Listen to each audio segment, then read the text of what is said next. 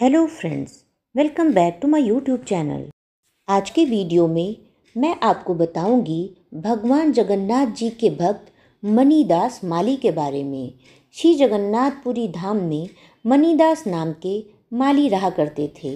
इनकी जन्मतिथि का ठीक तो पता नहीं है, परंतु वहाँ रहने वाले संत बताते हैं कि मणिदास जी का जन्म सन 1600 के लगभग जगन्नाथपुरी में हुआ था। फूल माला बेचकर जो कुछ मिलता था उसमें से साधु और ब्राह्मणों की वो सेवा भी करते थे, दीन दुखियों की भी सेवा करते थे, भूखों को दान करते थे और अपने परिवार का काम भी चलाया करते थे। और वो पढ़े लिखे तो थे नहीं, इसका मतलब कि उनको अक्षर ज्ञान नहीं था। मणिदास जी ने कोई सच्ची शिक्षा ग्रहण नहीं की थी, लेकिन दीन दुखियों पर, प्राणियों पर दया करनी चाहिए, इस बात का उनको अच्छी तरह पता था। दुष्कर्मों का त्याग करके भगवान का भजन करना चाहिए, ये भी वो भली भांति जानते थे। उनके अंदर संतों का भाव था, वो सत्संग में जाया करते थे। मणिदास जी का एक छोटा सा खेत था जहाँ पर वो सुंदर सुंदर फूल उगाया करते थे। मणि राम माली प्रेम से फूलों की माला बनाकर जगन्नाथ जी के मंदिर के सामने ले जाकर बेचा करते थे। सबसे पहले वो एक माला भगवान को समर्पित करते थे और शेष मालाएं भगवान के दर्शन को जाने के लिए जो भक्त वहाँ पहुँचते थे उनको बेच देते थे। फूल माला बेचकर जो भी धन बचता था उसी से वो साधु संतों की सेवा करते थे, गौ सेवा करते थे और बचे हुए धन से अपने परिवार का पालन पोषण भी करते थे।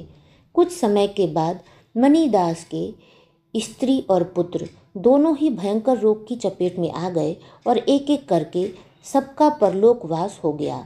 जो संसार के विषयों में आसक्त लोग हैं, माया मोह में लिपटे प्राणी हैं, वे संपत्ति तथा परिवार का नाश होने पर दुखी होते हैं और भगवान को दोष देते हैं। किंतु मणिदास जी ने तो इसे भगवान की कृपा मान ली।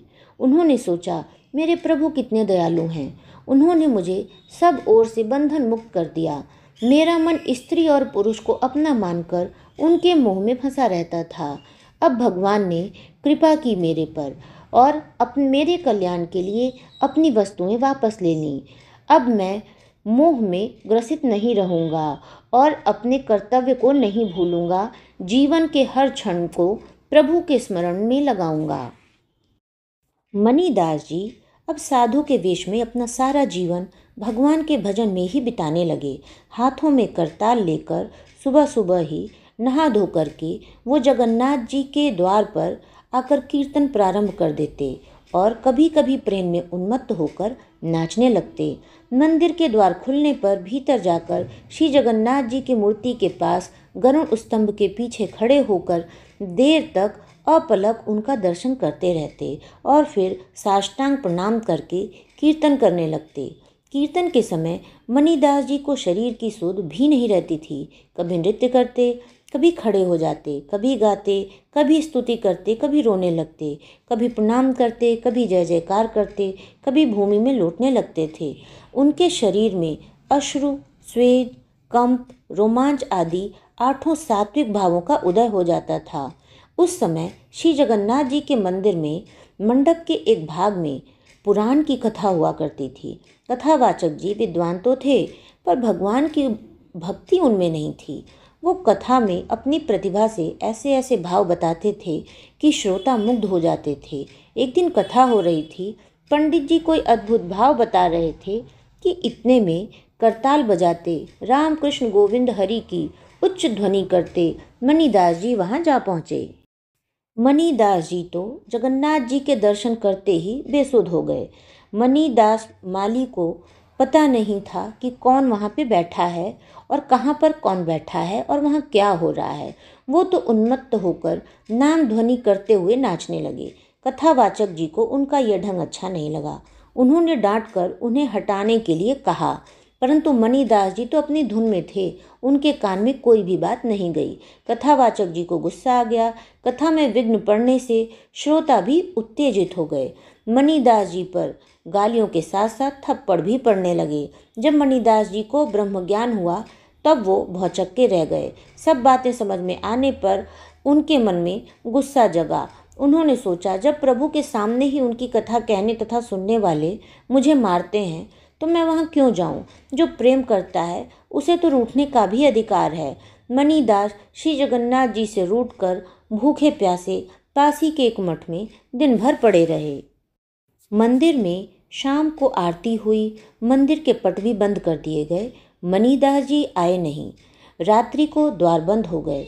राजा को स्वप्न में श्री जगन्नाथ जी के दर्शन हुए।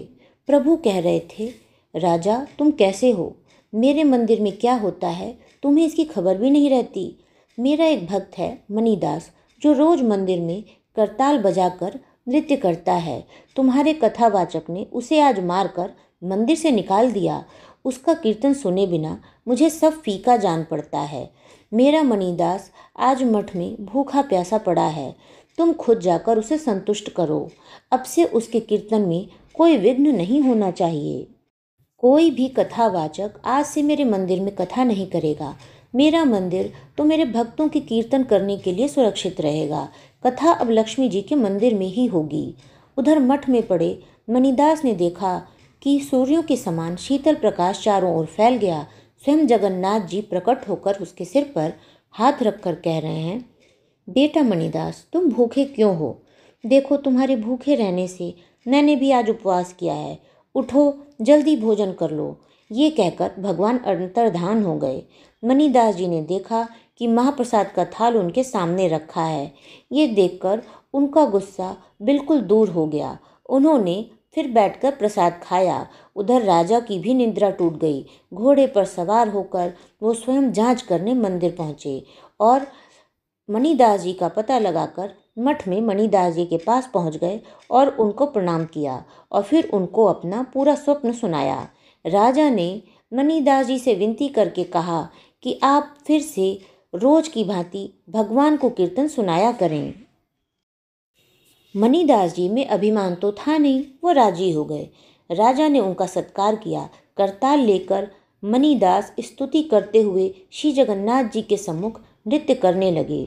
उसी दिन से श्री जगन्नाथ मंदिर में कथा का बाँचना बंद हो गया। कथा उसी दिन से श्री जगन्नाथ जी के मंदिर के अलग एक तरफ श्री लक्ष्मी जी के मंदिर में होती है। मणिदास जी जीवन भर श्री जगन्नाथ जी के मंदिर में कीर्तन करते रहे। अंत में लगभग 80 साल की आयु में मणिदास जी भगवान के दिव्य धाम पधारे। अगर आपने इसे अच्छी तरह से सुना है तो आप बताइए कि मणिदास जी क्यों नाराज हो गए थे। अगर आपको वीडियो पसंद आया हो तो वीडियो को लाइक करें, चैनल को सब्सक्राइब करें और वीडियोस की अपडेट आपको सही समय से मिल सके इसलिए बेल आइकन को प्रेस करना ना भूलें। धन्यवाद।